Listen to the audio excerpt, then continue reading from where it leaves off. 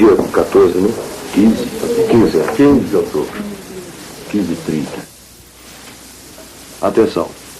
Gravação número 1 para o acervo de música erudita brasileira do Museu da Imagem e do Som, com depoimento do maestro Francisco Mignoni, realizado hoje, dia 15 de outubro de 1968, começado exatamente aos 30 minutos passados das 15 horas desta tarde no estúdio do Museu da Imagem e do Som, a Praça Marechal Lâncora, número 1. Os entrevistadores do maestro Francisco Mignoni, pelo Conselho de Música Erudita, recém-criado e que promove esta série, a Luiz Alencar Pinto, seu convidado especial e também nosso, o poeta Guilherme Figueiredo, e o que lhes fala, Ricardo Cravalbim, diretor executivo, que dá por aberto este depoimento. O técnico desta operação, o técnico Monteverde. Fita desta gravação irá se incorporar ao acervo do Museu da Imagem e do Som da Universidade de Essex, na Inglaterra. Inicialmente, como de hábito, fazemos a pergunta ao maestro Francisco Mignoni, o local de nascimento, a data e a filiação. Nasci em São Paulo, a 3 de setembro de 1897, na Rua Xavier de Toledo, que naquele tempo denominava Rua do Paredão. Era um enorme morro que havia sido cortado e cujas residências ficavam no topo do morro. Para chegar em cima havia umas escadas, ou de madeira, ou mesmo de terra vermelha. Eu lembro desse tempo. Era o número 33. E meu pai foi morar em casa de um primo, um alfaiate. Era a parte onde os imigrantes italianos profissionais se juntavam. E havia uma pequena diferença entre os imigrantes italianos que viviam no centro da cidade e na parte baixa, o Brás.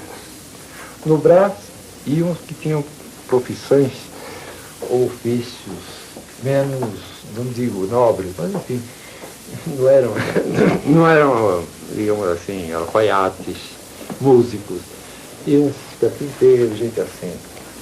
De modo que eles estabeleciam, mesmo na colônia italiana, uma espécie de diversidade. O italiano do Brás, o italiano da cidade. Eu fazia parte da parte capitalista. Quer dizer, São Paulo é capital e eu era um capitalista.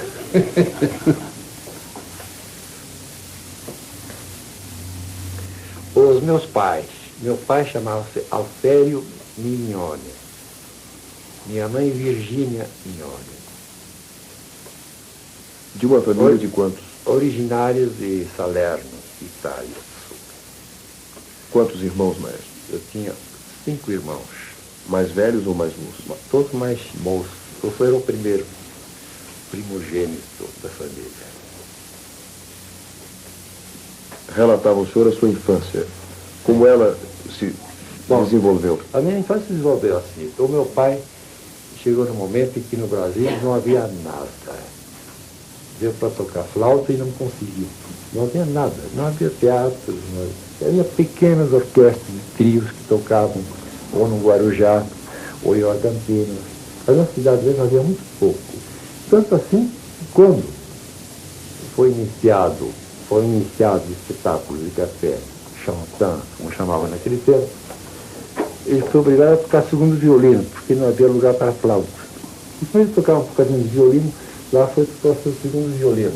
Só mais tarde que ele conseguiu arranjar alguma coisa como flautista. E isso porque, naquele tempo, havia elementos de orquestra que vinham da Itália nessas companhias líricas e ficavam no Brasil. Entre eles havia parentes do maestro Perac, muito relacionado com o rock, Ronchini, Bastiani, uma quantidade de Arcolani, todos nomes italianos e músicos que ficavam no Brasil. As companhias chegavam no Brasil e faliam, ou por causa da falta de elementos que morriam devido à febre amarela, ou por outro motivo. Então ficavam no Brasil. Aí tinham pequenas orquestras, começavam a formar pequenas orquestras. O primeiro teatro que realmente começou a funcionar em São Paulo foi o Teatro Polipiano, um velho barracão situado exatamente onde hoje está o túnel de Dona Anhangabaú, pela passagem subterrânea. À frente, eu me lembro, havia um mercadinho, onde minha mãe ia fazer as suas despesas. E meu pai tocava nesse teatro. Agora, como os meus pais tiveram logo a seguir os 4 filhos, digamos assim, eu era o mais movimentado dos filhos, para onde deu o termo. Então meu pai, como não havia proibição dos menores assistir a espetáculos, me conduzia à noite a assistir até Café Champagne e via essas francesas, via as acrobatas, fazendo mil coisas ali, e me divertia com isso. E sentava na primeira fila. Na primeira fila estavam indicados os nomes de todos os jornalistas que ocupavam as cadeiras. Uma dessas cadeiras era da Jornal do Comércio, se não me engano, não me falha a memória, onde sentava sempre o senador José de Freitas Vale. E mais tarde seria o meu pai, artista. Depois explicarei por quê. E o senador Freitas Vale ia também acompanhado de um filho, o Ciro Freitas Vale, embaixador, atualmente aposentado. E depois foi meu colega no ginásio de Ciências e Letras em São Paulo. Ora, o primeiro ginásio que eu frequentei foi o de Ciências e Letras, onde meu pai ensinava flauta e piano complementar. Nesse ginásio havia outros professores italianos de música, que era o Silvio Motto, que mais tarde foi meu professor de piano, e Ernesto Castagnoli, cujo filho era um engenheiro que há pouco faleceu no Rio, muito renomado, muito respeitado. Agora, os meus estudos na escola não foram regulares. Eu pulava de uma escola para outra. Tá? Afinal, decidiram que eu ficasse no Ciências e Letras. Fiquei no Ciências e Letras e guardo uma lembrança muito engraçada. Como no espírito da juventude daquele tempo permanecia ainda a lembrança dos conflitos entre italianos e brasileiros, devido a uns protocolos que havia, não sei o que e tal. Então, os italianos eram considerados quase como inimigos. A juventude inexperiente, quando eu cheguei no colégio, a primeira coisa que eu recebi foi uma tunga, uma surra, chamando de carcamã, italianozinho sujo, essas coisas todas, né? E eu me lembro que uma pessoa interveio, um colega, o Bilhão Penteado, um judeu desse italianozinho e tal, e protegeu. E a primeira impressão que eu tive muito desagradável do colégio. Mas, por sorte, nesse colégio, jogava-se muito futebol no recreio. Formavam turmas A, B e C, e naturalmente como eu gostava e gosto de futebol ainda hoje, me animou muito. Eu gostava muito de jogar futebol. E, casualmente, neste colégio, nas classes superiores, havia uma porção de estudantes que jogavam no time de futebol da Associação Paulista. Era o paulistano, o Palmeiras, o Mackenzie, o Americano, o São Paulo Atlético. Eu fiquei muito ligado, essa parte empreendia o colégio extraordinariamente. Eu jogava futebol, joguei futebol até os 15, 16 anos. E nunca deixei de frequentar futebol. Ainda hoje eu gosto de uma boa partida de futebol. Muitas vezes eu prefiro uma boa partida de futebol ou um mau conselho. Bom, e estava dizendo, nos colégios formavam-se esses times de futebol. Tinha o anglo-americano, o inglês-americano, o Mackenzie, o Marcelo Soares, Vila Buarque, vários colégios, e formavam o campeonato dos times de futebol dos colégios, de onde saíam os melhores jogadores da época. Ora, negro não tinha desse. Nós não tínhamos negros de futebol naquele tempo. Não sei porquê, mas assim é isso. O negro só muito mais tarde apareceu no futebol com grande vantagem sobre o branco, como sabemos. Né? E outras coisas mais importantes foram os meus estudos de música. Eu comecei o estudo de música, nunca estudei teoria. Só uma vez meu pai me explicou que a semibreve valia 4, a mínima 2, a semínima 1 e a colcheia metade. Depois era no instrumento. Tinha que no instrumento realizar aquilo. Eu acho muito prático isso. Porque perde tanto tempo hoje em teoria, fazem 3, 4 anos de teoria e os alunos chegam na hora de aplicar praticamente, não conseguem. Vai ser por quê? Porque em geral tem que se dar um lugar um professor, tem que dizer aí entre a parte humana da coisa, vai se deixando. Assim a própria harmonia, hoje são 4 anos, a harmonia pode se ensinar em 6 meses. eu provo com 6 meses, é um aluno inteligente, evidente, que tem talento, pode tirar uma isso aí. Dou um curso de 4 anos. Acontece que um aluno de 4 anos, mesmo na escola de música e nos melhores colégios de música, se a gente abre uma sonata de Beethoven em qualquer ponto e indica para analisar o acorde, não analisa, porque não sabe praticamente aplicar o que aprendeu. E como o que aprendeu é tudo decorado, assim que o tempo vai passando, ele esquece. Mas que um ano depois que sai de uma escola, ele não sabe nada mais de harmonia. Perdeu 4 anos. E os pais viveram na ilusão que o filho estava se musicalizando. Agora, maestro, voltando ainda ao seu aprendizado básico de música, o senhor falava em seu pai. Meu pai. O seu pai terá sido a influência no seu interesse pela música? Eu estava muito interessado, tanto que estudei flauta com meu pai. Eu sou formado em flauta. Seu pai era músico? Era músico e tocava muitos instrumentos, porque ele perdeu o pai muito cedo e entrou num fanotrópico, onde ensinavam vários instrumentos. Ele tocava trompa, violoncelo, violino, um pouco de piano. Flauta era o instrumento principal, não é? E a mim também ensinou a tocar flauta e me colocou o piano, ensinou o teclado, pequenas coisas assim. E mesmo trompa, ele me deu umas aulas para conhecer os instrumentos. Era quase obrigatório conhecer todos os instrumentos naquele tempo, né? A partir de que ano o senhor começou? Eu comecei aos 6 anos, praticamente. Levado pelas mãos do seu pai? Do meu pai, sim. Depois comecei a estudar piano com o professor Motto, que estava nesse ginásio que ele deu há pouco de Cecília. Com quantos anos? Devia ter uns 8 ou 9 anos. Mas confesso que não estava muito animado, não. Tinha uma certa repulsa aos estudos técnicos, aprender aquelas coisas todas. Eu queria tocar piano. E escondido do meu professor, ia inventando as minhas melodias. Sempre teve uma vontade de inventar coisas. Antes de começar os estudos de harmonia, eu já compunha alguma coisa. Sempre procurava compor.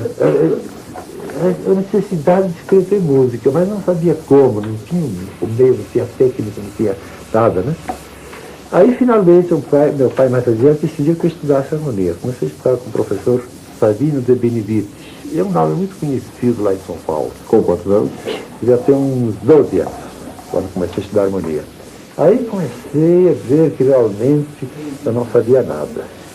Todas aquelas composições que eu tinha feito não tinham valor nenhum. Mas naquele tempo havia outra coisa muito interessante em São Paulo. Os rapazes se reuniam à noite e faziam serenatas. Eu tocava um pouco de violão e flauta, e íamos nas esquinas tocando a pretendidas namoradas, ou escondidas namoradas, ou sonhadas namoradas. E aí começaram com essas valsas, e essa impressão era tão forte que ainda perdurou no meu espírito mais tarde, quando escrevi as famosas valsas de esquina. Muita gente me pergunta, esquina por quê? Porque nós tocávamos nas esquinas, as nossas sonhadas e não apareciam. Agora, a música popular sempre me interessou. Eu escrevi música popular. Eu escrevi muita música popular, mas com o nome de Chico Bororó, porque naquele tempo escrever com o nome verdadeiro era vergonha. Música popular era música assim, de baixa classe. Então escrevi com o nome de Chico Bororó. E ainda hoje guardo uma porção dessas músicas. Algumas perdiam, porque pela Europa não mais me interessei para essa parte. Maestro, tem alguns vultos da música popular da época em São Paulo que o senhor privou? Bom, naquele tempo quem primava muito era o Marcelo Tupinambá. Era a figura mais conhecida. Depois tínhamos outros. O Sotero de Souza e outras figuras que desapareceram, né? Mas o mais engraçado que me aconteceu foi isso. Quando eu voltei em 1929, em São Paulo também não havia nada para fazer. Então fui indicado como diretor da fábrica Pablo Alfonso. Com quantos anos? Eu já tinha uns 30 anos, mais ou menos. Isso muito depois, né? Muito depois. Mas como estava ligado a música popular, mas que eu achei interessante. Eu entrei em contato e nisso apareceu um conjunto de pinheiros que tocavam umas músicas realmente muito sabor brasileiro. Entre essas coisas tocavam um caperetê. Então eu perguntei, mas de quem é esse capiretê? Ah, não sabemos, isso é pelos nossos avós e tal, todo mundo toca essa música.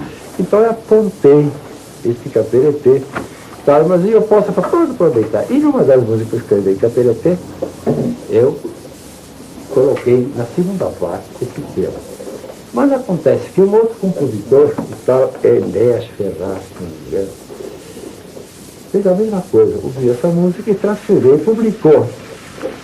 Publicou como tempo dele. Anos mais tarde, alguém encontrou uma analogia entre a minha música e desse rapaz. Então, sabe que era um plagiário. Mas, por sorte, a pessoa que trabalhava com o Sopero de Souza, esse rapaz, ele assobiava as músicas, né? E o Sopero de Souza escrevia. É um rapaz que era empregado e contou a história toda. Não, esse rapaz vinha lá, o Sopero escrevia a música e tal, e era a música dos Caboclos Pinheiros. Então eu guardei essa entrevista, mas não dei publicidade, porque quando fui acusado de plagiar, achei tão ridículo, eu nunca plagiei ninguém. Depois que eu deixei correr a coisa assim. Mas há um livro publicado aí, onde, além do Villa-Lobos, que é acusado de plagiar, etc., eu também figuro como sendo um grande plagiário da música brasileira. Bom, como eu não fui, isso me honra, porque esse homem ocupou 4, 5 páginas com o meu nome, já na hora. Maestro, o senhor chegou a fazer alguma publicação de peças com o pseudônimo de Chico Bororó? Sim, existe uma coleção, e tenho muitas dessas peças em casa. Agora, quem tem a coleção completa das minhas obras, com o nome de Chico Bororó, é o Mozart de Araújo. E me surpreendeu apresentando há uns 4, 5 anos. Disse, senhora, você escreveu essa música, eu não me lembro. Ele mostrou, mas essa é sua, eu olhei e disse, infelizmente, sai de mim. Assim, discos também da época de Parlophone, porque eu pegava música do passado, reorquestrava, e apareciam com outros nomes. Aí eu usei outros pseudônimos, né? Essas músicas caíram no anonimato e tal, e como não havia um grande controle sobre a autoria dessas músicas, se perderam e tal, e nem mais interessei por elas. Eu realmente não tinha um valor. Lembra-se de alguma delas? Sim, uma delas já tinha um nome até que era Abaixo Pix. O Pix era o ponto onde se reuniam os italianos para fazer as suas libações. Reuniam-se com os caipiras que vinham de Santo Amaro e tal, e faziam assim, compravam e trocavam coisas. Né? Então, Abaixo Pix. Abaixo Pix. E aqui a letra era de um rapaz que usava o pseudônimo de João Bananese. O famoso humorista. O famoso humorista. Aliás, foi publicado um livro com poesia, onde há um italiano misturado de napolitano e um brasileiro mal assimilado. Muito interessante. Eu tinha esse livro, mas não sei onde foi parar. Muito interessante. É uma poesia do italiano falando em português dialetal. O dialeto napolitano é uma mistura de coisas, ou calabresa, sei lá. Depois da Parlophone, o senhor teve contato com outras empresas na época? Não, depois da Parlophone não tive mais contato, unicamente com a Parlophone, e porque tinha um grande amigo também, acho que é o falecido Giacomo Paulo, que foi um grande divulgador da música brasileira da época, e publicou música do Lourenço Fernandes, minhas e de outros autores. Não teve seguimento, porque infelizmente a música erudita não tem grande saída ainda no Brasil, não tem uma divulgação que merece. Não só não tem, mesmo a parte editorial. Eu estive agora no Norte, em Recife, João Pessoa, tocando recitais de obras minhas. E foram praticamente revelações. Eu ninguém conhecia essa música que está editada há mais de 30 anos. Não chegam nem as músicas e nem os discos. Mas essa música já está publicada há mais de 30 anos. Mas eles ignoram completamente. Não há uma divulgação, não há um interesse dos editores, nem de música e nem dos discos, de levar essa música para todo o país. Agora, a música mais conhecida da minha autoria que chega são as valsas de esquina, mas assim mesmo as edições musicais falham. Falham porque os editores, quando acaba um certo número de exemplares, para reeditar levam anos. Maestro, e a propósito do seu curso no Conservatório de São Paulo, o senhor foi aluno? Eu fui aluno do Conservatório de São Paulo, estudei com o professor Agostinho Cantu Composição. Quando, maestro? Foi em 1900 entrei em 1912, mais ou menos. Saí a 17 diplomados de piano, composição e flauta. E nesse mesmo ano saíram comigo também diplomados Lúcia Branco da Silva e o Mário de Andrade. O Mário de Andrade era um colega ótimo. Ele estudava piano 7 ou 8 horas por dia, mas não tinha nenhuma facilidade de tocar piano. Pois muito nervoso. Ele teve um esgotamento nervoso, foi parar numa fazenda um dia em Araraquara para se recuperar, mas nunca mais ficou em condições. Mas quando ele fez o exame, foi de uma infelicidade total, uma incapacidade quase de realizar a prova. E o mais engraçado é que nós tínhamos que fazer, além da prova de piano, também a prova de acústica e física. Quem me preparou para essas aulas foi o Mário de Andrade. Ele preparou, e eu me lembro a torcida que ele fazia na porta, espiando o Venceslau de Queiroz, famoso jornalista, inferindo, e eu que tinha decorado, as partes que eu tinha decorado eu respondia bem, mas quando ele entrava, eu não sabia nada, tinha decorado tudo para fazer a prova apenas. Só mais tarde que naturalmente me interessei por essas coisas, na hora para fazer a prova. Mas sobre o Mário de Andrade, tem que contar uma coisa muito interessante. Eu conhecia de vista o Mário de Andrade. Sempre conheci o Mário de Andrade, mesmo moço incipientemente calvo. Naquele tempo ele se chamava Mário Sobral de Andrade. Não, Mário Raul. Mário Raul. Raul de Andrade. Mário Raul Moraes de Andrade. Depois assinou. Eu não sabia quem era. Esse rapaz que em toda parte estava. Eu uma reunião estava o Mário. Ia um teatro, estava o Mário. Ia um cinema, estava o Mário. Quem será? Quem não será com aquela cara assim muito característica de saxofone? E, uma ocasião, o João Gomes Araújo apresentou uma área da ópera Carmozina, cantada por um tenor. Quem era o tenor? O Mário de Andrade. E a área começava Nessun è qui, era em italiano. E ele ficou com esse nome, minha mãe que estava na audição, Nessun è qui, ficou com o nome de Nessun è qui. Esse rapaz era o Nessun è qui. Depois, numa ocasião, no Bijuteatro, no cinema, o Mário de Andrade assistiu uma sessão, sabe o Mário de Andrade, assim, todo curioso, assim, quase boquiaberto, tá? Esqueceu o chapéu no lado. Mal ele saiu, viu o chapéu e corria atrás, entrei com o chapéu, porque essa figura me interessava. Mas não sabia que era o Mário de Andrade. E finalmente, antes de fazer as minhas provas de fim de dia, o meu pai me disse, olha, você tem que estudar estética e física com o Mário de Andrade. Mário de Andrade. Me deu o endereço. E foi o endereço do Mário. Agora, outra coisa que eu esqueci de contar. Eu ia a um colégio. E o colégio virava na esquina da rua da Escola Rio Branco com o Lago de Paissandu, onde morava o Mário. E eu via sempre alguém tocar piano, fazendo umas escalas, eu achava as escalas rapidíssimas. Ficava ouvindo tocar esse piano. Era o Mário. Mas eu não sabia que era o Mário. Quando finalmente fui à casa do Mário com o bilhete do meu pai da apresentação, cheguei lá, bati na porta e tal, mas demoraram para abrir. Finalmente veio alguém, uma velhinha e tal, perguntou, o que o senhor deseja? Mário de Andrade, vou ver se ele está. Daí a pouco ele manda dizer que está. E eu entrei numa sala, esperei um bocado, aí me apareceu o Mário, com uma roupagem toda engraçada, sabe? Um roupão. Assim, tá, sabe, isso muito. Aí eu fiquei, esse é o Mário de Andrade, o cantor, o tal do chapéu. Aí reuni essas personagens numa só, a personagem só era o Mário de Andrade. Ele me explicou, tá? Me deu um livro do Mário Pilo sobre estética. Você deve conhecer, não? Então, o belo é absoluto, o belo é relativo, a lua, o sol, coisas iniciais. Aí, dizia só, você estuda isso aqui, me apareça a próxima vez. E eu assim, umas 7, 8 aulas, muito interessado, perguntando, você, depois um dia me convidou para tocar piano, eu toquei piano e ficou bem. Mas isso é seu? Essas são as coisas que eu inventei. Como é que você faz para compor? Não sei. Quando é que você compõe? Eu sei no piano que vai tocar.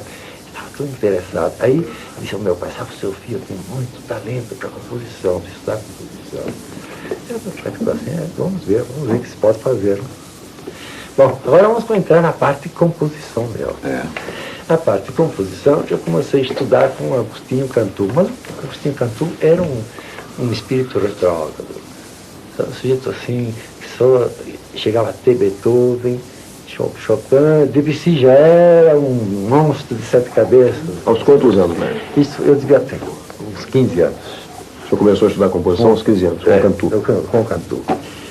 Mas eu queria fazer coisas, ele, isso não pode fazer, aquilo não pode, não, isso é feio, não faço. Então, enfim, eu estudei o necessário para conhecer, mas francamente eu vi que os meus estudos eram muito fracos, muito deficientes. Assim mesmo eu compunha já para a orquestra, como eu vivia na orquestra, conhecia, nunca estudei instrumentação. Aprendi a orquestração sentado na orquestra, olhando os instrumentos, até onde vai, que faz e tal, na prática, né? E quando eu li os livros de orquestração, eu achei de um ridículo, né?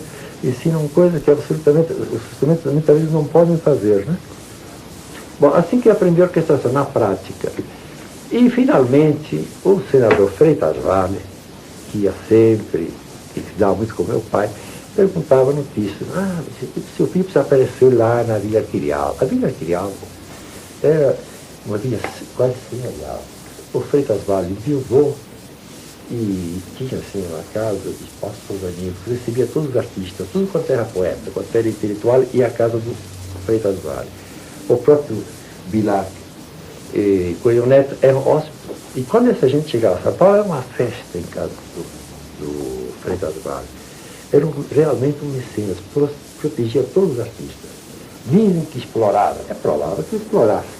Que dos pintores arrancava quadros, telas e coisas assim, é verdade. Mas não arrancasse nada, apenas lhe dava poesias que não eram boas a musicar. Quase Jacques Davray. Jacques Davray. E todos escreveram música com versos do Freitas Vale, em francês. Porque ele falava muito bem francês e ensinava francês. Desde quando eu conheci no colégio, era professor de francês. Ele tinha uma pronúncia muito boa francês. Tinha uma cultura, mais uma erudição, né, do que uma cultura. Era um homem que tinha o mundo, tinha viajado, tinha uma adega maravilhosa.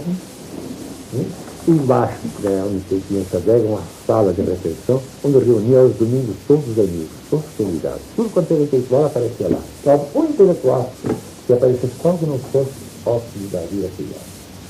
Nós com uma trivialidade, agora era um escrito autoritário, só se fazia o que queria. Até nas cadeiras da Pinacoteca, que ele tinha muito grande, ele tinha que sentar em determinado lugar. E na cadeira onde ele sentava, ninguém podia sentar. Eu lembro numa ocasião que o Washington Luiz veio lá, sentou, ele mandou o Washington Luiz, presidente, disse, olha, levantar da cadeira. Não, aqui não senta, aqui se senta. Ele gostava dessa parte de mandão, que o filho tem muito disso, o filho tem muito de mandão do meu pai. Só que não tinha a personalidade forte do pai. Agora, o senador Freitas Vale me ajudou em todo sentido. O senador que proporcionou a possibilidade de Europa como pensionista do governo do Estado de São Paulo. Quando? Em 1920. Mas antes disso, voltando um pouco atrás, o seu curso com o canto, como se desenvolveu? Fracamente, sem interesse. Eu escrevia mais para minha conta, né? Tanto que a parte da orquestração eles ignoravam completamente. As minhas orquestrações não feitas, eles não tomavam quase conhecimento. Tu foi mais na parte do piano, da parte do piano, a estudar piano, né? Eu ensinava piano, mas a composição era sempre muito atrasado, retrógrado, como disse, né? Não tinha essa visão das coisas. Eu queria fazer coisas mais adiantadas. O próprio João Souza Lima estudou com ele, teve que renunciar, porque o cantor absolutamente não compreendia esse espírito jovem. Tinha que ser como ele achava. Beethoven era um grande compositor. Ele Debussy não faça aquilo, isso como que passa, deixa o tempo correr. Muito bem, deixamos. Mas, como estava dizendo, eu fui à Europa e, como tinha muita facilidade, ia muita ópera, tinha facilidade de escrever áreas de ópera, italianizando, assim. Amanhã eu tenho que ir melhor estudar ópera. Mas por quê? Tem que estudar ópera. Eu queria ir a Paris. Não, amanhã você ia a Itália. E foi a Itália estudar. Mas quando eu cheguei na Itália, encontrei um professor, muito severo, Vincenzo Ferroni, que tinha sido aluno do Massenet e colega do Francisco Braga, e também colega do Alexandre Levi. Foram todos da mesma escola. Ele viu as minhas composições, dizia em italiano, Giovanotto, lei non sa niente. Eu fiquei assim, o senhor tem que começar do começo outra vez. O senhor vai para casa, vai harmonizar este baixo e virei depois. E deu o baixo, fui em casa, francamente não consegui fazer isso. Quando voltei de mais, vamos começar do começo. E realmente tive a paciência de estudar harmonia, contraponto e tudo outra vez. Aí é que você foi fazer seus estudos. Daí realmente eu vi que não sabia nada, né? Apesar de ter muita facilidade, não digo talento, muita facilidade, não sabia. Aí realmente aprendi a escrever música, mas fiquei um pouco amarrado pela escola do Ferroni. Mas com o tempo chegamos à conclusão que esses estudos são necessários para a formação do bom gosto. Tudo quanto a música acadêmica proíbe e tal, forma o bom gosto. A gente não tem que ficar dentro daquilo. É como a gramática. A gente estuda bem a gramática para depois ignorá-la, escrever com sempre. A gente não escreve com a gramática, não. Mas é necessário conhecer a gramática para fugir da gramática, assim como das formas. Quanto melhor a gente conhecer as formas musicais, tanto mais ele cria as suas formas, se afasta da forma para fazer as suas formas. Que a única maneira de ser um bom compositor para mim é essa. Ficar dentro das formas, fugindo delas. Nani, nesse período em que você esteve na Europa, que músicas contemporâneas à sua estada você ouviu? Ouvi tudo o que havia de melhor, de mais adiantado, a começar do Stravinsky. Eu acho que foi um dos poucos brasileiros que eu vi pela primeira vez o Sacro do Pranto. Sacro do Pranto, confesso que eu não entendi nada. Achei aquilo assim mesmo.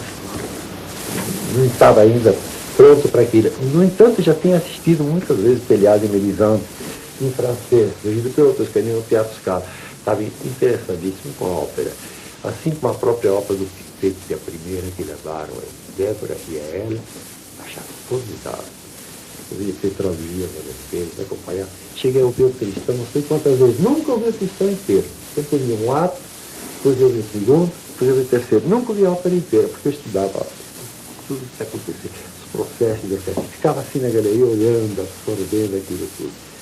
E o mais interessante, o que me interessava era a regência do Toscanini. Eu olhava tudo, sempre queria ver como é que ele fazia. E não via nada de extraordinário. Assim, então, conversando com alguns professores da orquestra, disseram, não, mas o Toscanini não é no braço, é nos olhos. É a maneira de encarar a orquestra. O gesto ele não faz nada, todo mundo faz o gesto que ele faz. É a maneira de encarar e de conseguir os efeitos. Essa hipnose da orquestra. Deve ter sido isso realmente, porque as execuções dele eram realmente primorosas. E aprendi muito. Quase que não teria espetáculo. Ensaios também. E tem ajudado muito, e ajudava muito mais o Ferruccio Caluzio, que foi o ajudante do Toscanini. E muitas vezes ele me pedia, maestro, me ajude e tal, que é muito serviço e tal. E nós temos feito uma experiência com o Toscanini engraçadíssima, onde a gente vê que esses homens de grandes talentos de grande gente são sempre assim, tem coisas incompreensíveis para nós. Quando um cantor não estava bem preparado, nós dizíamos ao Toscanini, olha, o cantor tal não pode cantar esse papel. Como assim? Não pode, não está em condições. Então, marcava um ensaio para o dia seguinte, ele ouvia, mas não, vai muito bem, não, ele vai cantar. Aí nós ficávamos, nós queríamos. Agora, se nós disséssemos que o cantor estava muito bem preparado, chegava lá, arrasava, né? Sabe? Isso é típico dos indivíduos nervosos e que se querem projetar de qualquer maneira. Eles nem sabem, né? Eles nunca se canalizaram. Toscanini chegou a lhe referir alguma vez a ocasião em que ele se iniciou na orquestra aqui no Rio de Janeiro? Sim, conversamos sobre isso. Ele estava no Rio como violoncelista. Ele tocava quase tudo de cor, que enxergava muito pouco. Milton. Tocava violoncelo. E quando ele veio no Rio, levavam a ópera Ida. E até os cantores, me lembro, o Cardinal era o primeiro tenor. Medea May. É. E a Fábrica Leone, e cantores da época. Ele disse que na ocasião que aconteceu um incidente com o Miguel, porque o Miguel foi tomar o lugar de um regente italiano que tinha fracassado. Mas o Miguel também não conseguiu reger. A orquestra protestou. E aí quem vai reger? Toscanini, todo mundo sabia, porque o Toscanini já tinha regido pequenas orquestras em Parma. E como a maioria dos músicos da orquestra que tinha naquela época eram quase todos da Parma, Piacenza, da Lombardia italiana, né? E da Romagna italiana, Toscanini. Então o Toscanini foi lá e regeu de cor a ópera, foi um sucesso. E daí que ele foi que se projetou. Mas o mais engraçado é que ele me contou aqui no Rio que no dia em que ele foi chamado para reger, ele estava com uma menina no hotel, passando umas boas horas. Exato. Isso está numa biografia que ele depois condenou, uma biografia de um certo Sacchi. Ele me contou. Que era garibaldino republicano, e conta também que Dom Pedro II teria dado a Toscanini vários presentes, que ele diz, oggetti brutti e meravigliosi. Maravilhoso. Não deu coisa nenhuma, não deu presente, outros é que deram. Entre eles um menino chamado Guerra Duval, que eu acredito que depois tenha sido embaixador. Foi, não, eu conheci pessoalmente também. E a irmã dele, se não me engano, era professora de canto, né? O Guerra Duval. Eu também conheci. Mas o mais interessante do Toscanini é a vida particular. Esse homem dormia praticamente 3 horas por dia, não mais do que isso. Levantava às 5 da manhã, às 5 horas da manhã, para passar ferro vinco das calças. Ele mesmo. Ele mesmo. Toda manhã, uma coisa que eu atenção. Depois sentava ao piano. Olha, ele nunca tinha sentado ao piano, mas tocava piano como pianista. Eu acompanhava aqueles cantores, às vezes sentava ao piano, um ensaio inteiro e ficava ao piano. Tinha coisas de menino, né? Às vezes, foi engraçadíssimo. Simpatizava com o artista, então se dedicava até chega. E outros antipatizava, pronto. Estava liquidado, né? O tipo do gênio. Outra coisa do Toscanini que me impressionou na ocasião foi que eu lhe perguntei, Maestro Toscanini, como é que o senhor faz para decorar tão depressa uma ópera? Ele disse, bom, eu pego a ópera, leio. Depois, quando eu chego no fim, fecho. Se ficou, talvez, não vejo. Mas realmente assim. Ele tinha uma memória fenomenal. Ele lia uma partitura, eu chegava no fim e fazia de cor. A única pessoa que batia o Toscanini nessa parte era o Mitrópolis. O Mitrópolis também tinha uma memória fenomenal. Mas o Toscanini, ele chegava a dizer nas páginas, tais os erros, os morróis que havia, tudo, né? Uma memória visual fantástica. Não creio que ele tivesse uma grande memória auditiva. Eu acho que tinha uma memória visual, gráfica, extraordinária, não há dúvida nenhuma. E depois, se sentia a ópera, ele regia. Agora, por exemplo, as óperas de Stravinsky, que só uma ocasião tentou reger Petrushka, saiu-se mal. Nunca mais regiu Petrushka. Uma ocasião ele foi forçado pela Casa Ricorda a reger Le Rossignol. Mas ele tanto fez que até a partitura sumiu. Roubaram a partitura, que foi encontrada depois num cepo, não sei onde. Ele nunca mais regiu Stravinsky. Ele não regia até Ravel. Regeu um ou outro moderno, mas sempre assim, com uma parcimônia e tal, e não gostava de reger realmente essa música muito avançada, né? Para aquele tempo, hoje não é mais avançado, Stravinsky hoje. Eu creio que o senhor foi o único músico brasileiro a ter a honra de ser regido por Toscanini, não? Não foi, o Fernandes também, regeu o Batuque. Ele regeu o Batuque? Regeu o Batuque do Lourenço Fernandes. Aliás, houve uma coisa meio desagradável para o Lourenço. Quando ele veio a primeira vez aqui, ele tinha que reger o Batuque e depois acomodado no outro concerto, voltando de Buenos Aires. Mas acontece que o material do Batuque não chegou. Não chegou, e aí ele foi obrigado a reger a Congada antes. O Batuque regeu depois. Mas o mais engraçado foi isso, que a então senhora Lourenço Fernandes, a dona Helena, ele falou para casa, disse, não sei o quê. Imagina que nós não arranjamos entradas para hoje, que vai ser... Então disse, então vamos ouvir o Batuque. Não, imagina você que vai tocar o Congada sua. A sua Congada e não vai tocar o Batuque. Mas ele gravou também nos Estados Unidos as festas de igreja. Gravou festas de igreja, mas isso não vai sair tão cedo, não, porque tem centenas de gravações feitas durante as execuções que só saem 3, 4 discos por ano. Mas a única obra brasileira a ser executada nos Estados Unidos sob a regência dele. Ele executou também a fantasia brasileira. Também? Com Segal, regeu festas de igrejas, regeu Sinfonia do Trabalho, são todos poemas do mar. Sinfonia do Trabalho, que nunca foi executado bem aqui, não sei porquê. O título dessa Sinfonia do Trabalho é Sinfonia Proletária. Porque o Mário de Andrade, ele tinha ideias socialistizantes. Ele era um burguês na vida, né? Ele gostava de ver bem, comer bem, ter uma vida tranquila, sossegada. Sempre dizia que a coisa mais gostosa da vida era não fazer nada, né? Ele era uma cunaíma. Nesse aspecto. De modo que o poema agradou muito nos Estados Unidos. Mas eu vou explicar a origem dessa festa de igreja. O Mário de Andrade estava muito empolgado com o Respiro quando veio ao Brasil em 1917, 1928.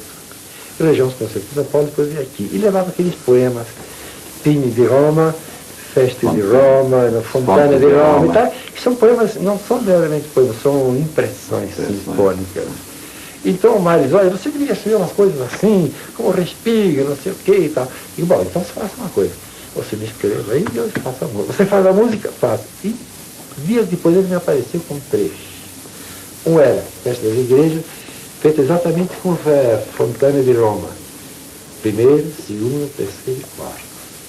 E o espírito dessa primeira está dentro da manifestação respiriana. Eu não digo que copiei, mas me louvei. Impregnou-se, não? Me louvei. Em que época foi isso? Foi isso em 1940. Não mais tarde, né? Nós estamos avançando muito. Eu queria fazer uma... Nós avançamos por causa do Toscanini, né? Do Toscanini. Foi naturalmente uma ligação com outra. Bom, agora eu vou explicar. O outro trabalho foi Sinfonia Proletária, que mudei depois para Sinfonia do Trabalho, para evitar mal-entendidos, né? Esse também é em 4 partes.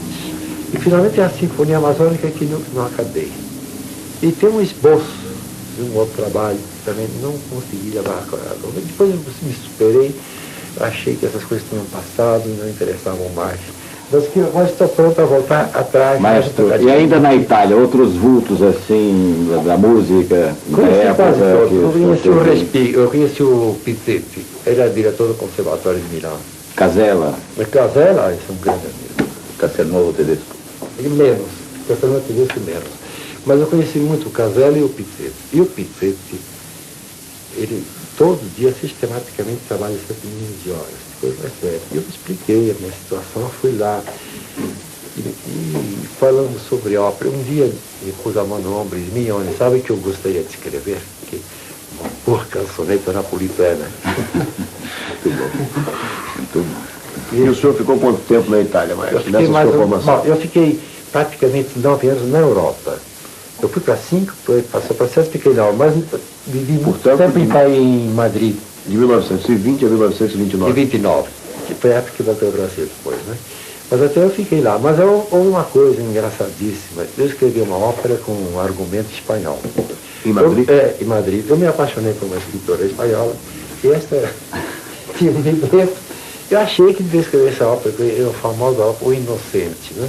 Que não tem nada de brasileiro, apenas a gente tem essa prática de teatro e tal, canta bem e tal, sucede dentro do drama. Mas eu estava tão empolgada que acabei de escrever essa música em Cantabria, nas Astúrias. Todo o folclore dessa região me foi cedido para eu poder apagar temas, etc., escrever a ópera, né? E na Espanha, o senhor teve a oportunidade de conviver com mestres assim, da música espanhola? Sim, com todo conheceu pessoalmente o De Fallo, eu conheci pelo mas era uma pessoa que falava monossilabicamente. Quase que não trocava ideias. Ele podia falar, ele não estava interessado também na música dele apenas. Você teve contato com músicos violonistas espanhóis? Sim, com o Juan Manem. O Manem que foi um dos grandes violinistas, uma das belas sonoridades de violista que conheci. Eu digo de violão, de guitarra. De guitarra você gosta, fizemos uma viagem de bordo. Ele estava apaixonado por uma rapariga filha do Pirelli, uma famosa fábrica aqui. Ele tinha esses amores espanhóis, alucinantes. Então ele vivia todo o tempo passeando lá no navio e contando essa paixão. Como é que eu vou fazer? Mas como é que vai acontecer? E a menina não queria saber ver com o Segovia, né? Depois eu encontrei com o Segovia, depois me dizendo, então, Segovia, como foi aquela paixão? Ah, você acabou em nada. Mas você não escreveu para ele música de violão? Não escrevi nada para violão, porque eu, em geral, para violão, ou escrever muito bem ou nada. Eu confesso, eu não sou muito admirador do violão, devido àquele negócio de escorregar com o dedo e subir, sempre escorregar lá. O ruído, que ninguém consegue tirar, não se gosta. Né? E depois outra coisa, o violão é um instrumento muito simpático, durante 20 minutos. Depois de 20 minutos cansa e cansativo. Ele não tem grande variedade de sonoridade. E sempre aquele negócio de procurar posições complicadas, estrear a corda para cá e para lá. Não tenho muito interesse no violão. É um instrumento romântico, simpático. Eu vi o Segovia mesmo, eu não posso ouvir um concerto inteiro de Segovia, né? Depois da primeira metade estou mais do que satisfeito. É realmente um instrumento que não tem grandes possibilidades. É um instrumento bonito, bem tocado, então é uma maravilha, mas cansativo, não tem variedade de som. Aí Há começaram um condicionamento, né, para... Agora estão fazendo essas audições para microfone, levantar o som, tá? Por exemplo, no municipal. Não consigo violão no municipal, é um erro, né? Não se ouve, né? Perde, é uma tela pequena, o violão. Agora, eu não escrevo nada para violão, porque ou conhecer bem o instrumento ou não escrever. E como eu não conheço bem o instrumento, prefiro não escrever. Porque senão tem que pedir a outros o arranjo. Sabe como essas coisas? A gente, você está muito próprio. Não? Ah, eu arrumei a música do Mignone, ele não conhece violão. Mignone, você passou na Itália e na Europa até o ano de 1929. 29. Quer dizer que você não participou da Semana de Arte Moderna? Não. Da Arte Moderna. Qual foi a repercussão que ela teve em você quando você tomou conhecimento O dela? melhor possível. Eu aceitei tudo. Achei uma maravilha. Como foi a sua chegada ao Brasil? Como era o aspecto musical e artístico do Brasil? Bom, eu cheguei em 1924 com uma ópera pronta. Isso foi depois da semana. Não, antes eu vim em 22, mas não alcancei a semana. Soube bem ao Brasil. Em 22 eu vim ao Brasil nas festas do centenário.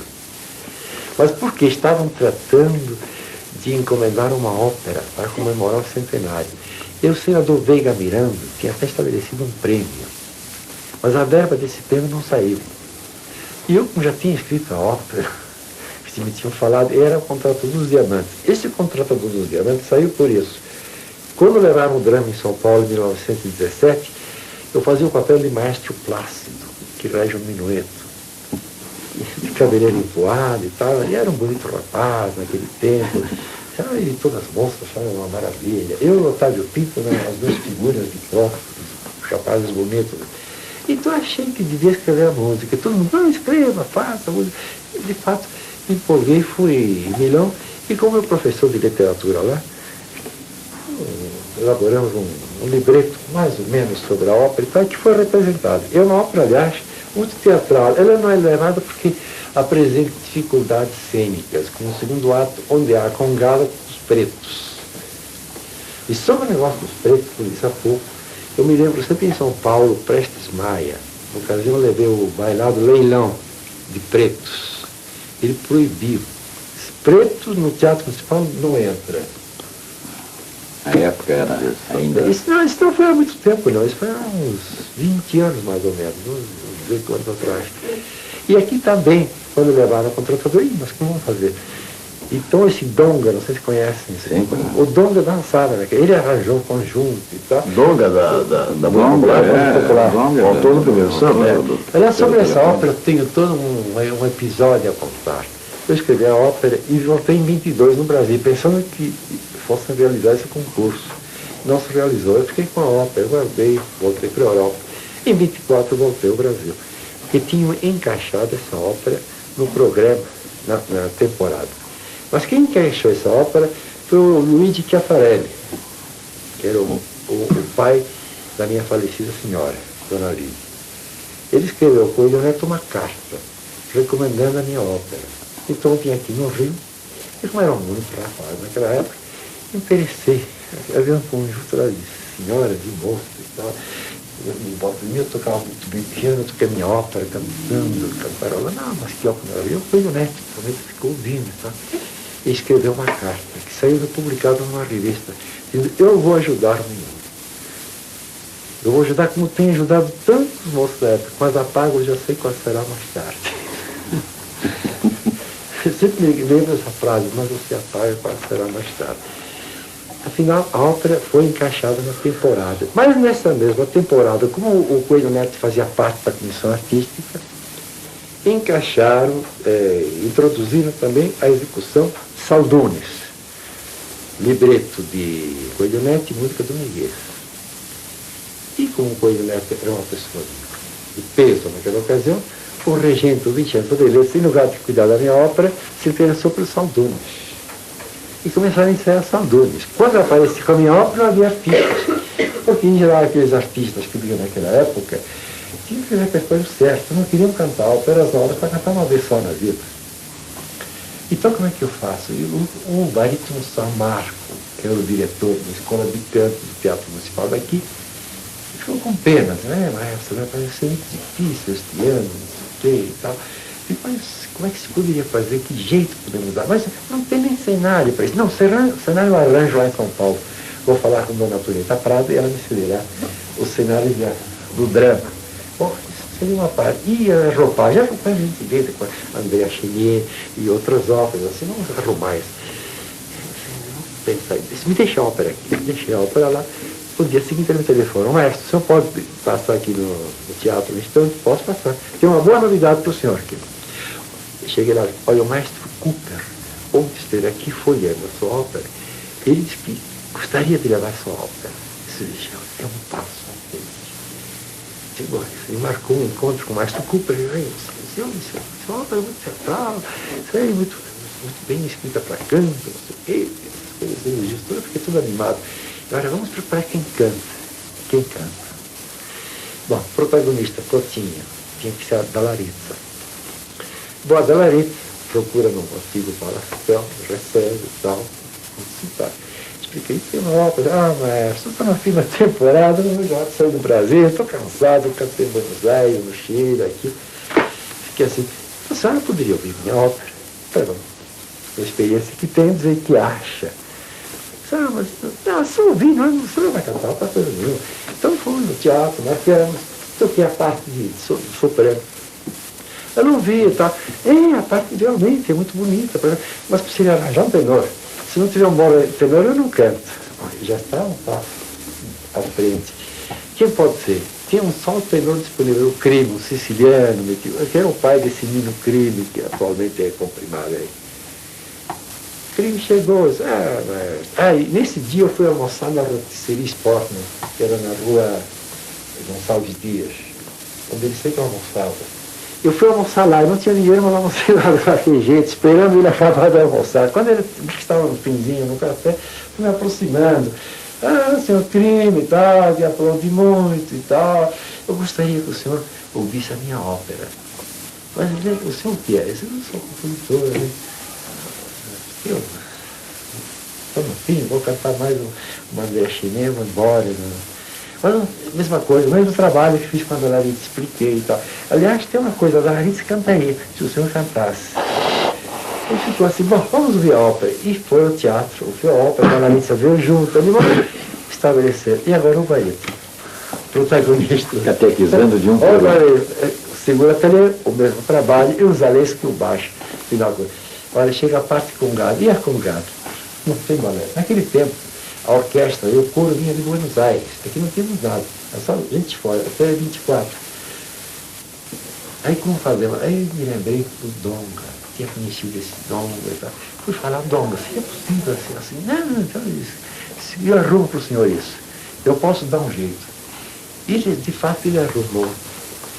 Sei que no dia 20 de setembro de 1924 conseguimos levar essa ópera. Mas foi um sucesso extraordinário de público. Mas acho que o sucesso foi mais porque quando eu apareci, era um rapazão bonito, as pedocas ficaram empolgadas com a figura desse rapaz, que tinha escrito uma ópera. E a ópera foi repetida em São Paulo, 2 vezes. Mas o Donga participava como? Dançando também. Com cabrochas? Com cabrochas. Mas ele se misturou. Deve ter arranjado um grupo para fazer a congada. Para fazer a congada, assim. Porque realmente era muito difícil com os bailarinos que eles tinham. Hoje você já poderia fazer com o grupo da Mercedes Batista. Depois foi feito muito bem. Em 56 fizemos muito bem isso aí. Foi feito bem levado. Foi mais tarde. Bom, depois levamos em São Paulo e cheguei em São Paulo. Quando acabou a segunda representação, eles fizeram uma segunda representação paga pelo governo do Estado, para compensar o MOC, que tinha que ficar com os artistas mais um dia cada essa hora. Mas eu não recebi nada. E eu fiquei sem nada. Cheguei um dia, fui conversar com o empresário MOC. Ele tinha aquela voz pipilante, assim, falar, parecia uma mulher, né? Não sei se lembra do Lembro dele. Você que devia agradecer que levamos a sua ópera. Eu falei: bom, acontece que eu gastei muito dinheiro para copiar material. Não compensa, eu tenho que voltar para a Europa. Afinal, eles me arrumaram 2.500 cruzeiros. Naquela época era bastante dinheiro. Eu fiquei satisfeito, tá? Mas também pensei: escrever uma ópera por 2.500 cruzeiros. É muito pouco dinheiro. Mas, em todo caso, eu fui embora com sucesso da época. E o mais interessante, o Cardim, o Pedro Gomes Cardim, que era o diretor do Conservatório Dramático Musical de São Paulo, onde eu tinha estudado, me recebeu. E uma sala ali ficou com fotografias, e isto e aquilo, e jantares, e a família Prado me ofereceu. Tornou-se personalidade nacional, não é? Nacional. Mas o mais engraçado foi isso. Quando em 28 eu voltei com a outra ópera, essa ópera não teve sucesso. Não teve o sucesso da outra. E toda essa gente que... Como chamava a outra ópera? O Inocente. O Inocente. Fugiu. Quando foi o cara vir, não, sabe, eu sou ópera. E sai dentro da orquestra, lá no palco, não acontece nada. E fugindo. Mas então o sucesso da outra não interessa mais, né? Passou. Aí comecei a examinar a transitoriedade dessas coisas, né? E nunca mais escrevi ópera. Levei um choque. Porque passou o repertório. Leva 3 anos escrevendo uma ópera. Você levar uma versão é muito pouco. É verdade. Dramático. Mas isso até 1929. 29 a 28, nessa altura aí. E é engraçado que eu tinha que ir à Austrália contratado como maestro. E não fui por causa dessa ópera. E a ópera começou a ser ensaiada em Buenos Aires, no tempo do Scott e da música. E a música estava muito interessada nessa ópera. Ela queria levar em Roma, depois ela adoeceu, não se fez nada, e ficou por isso. Mas depois não me interessei mais em ópera. Me deram vários libretos para musical, mas sempre acabei desistindo. Porque ópera, eu acho, deve ser feito com uma pessoa hoje, moderno, um teatro completamente diferente. Aquele teatro clássico, assim acabou.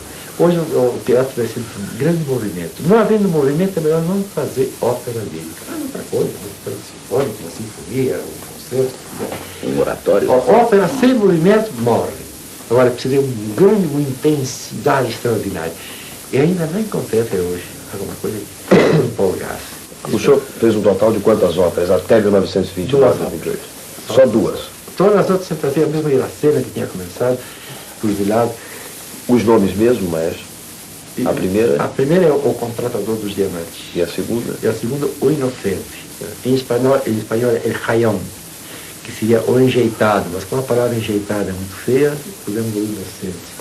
E aí, muita gente disse que tinha copiado o D'Annunzio. Algumas pessoas aqui no Rio, na época, disseram a ópera Inocente com libretos do D'Annunzio e música do Maximione. Porque há um trabalho do D'Annunzio chamado O Inocente. Mas como é muito jornalista, assim, que vê as coisas por alto, não viu? O Inocente molesta os D'Annunzio.